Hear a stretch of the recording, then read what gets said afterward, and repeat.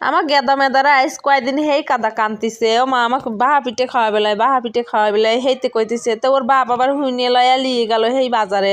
লিয়ে যায় ওরে আল্লাহ 2-3 হেন পিঠে কিনে দিছে ওরে সর্বনাশ মনে হয় টিহা একবারে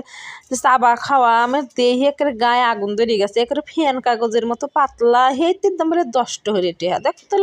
আমি বললাম এবারটা লক করে থাক আমি তো বানা দেবো না একেবারে দেয় শুনে জান বলে আত্মা বলে খাবো না সেই জন্য আমি করলাম কি অত সস্তা লাই আমি বানা দেবো না ও তো আমার কিনে খাওয়া লাগবে লাই ঢাকা শহরে এই ফ্যান কাগজ কিনে খাবো অত লাই পরে এই যে সেই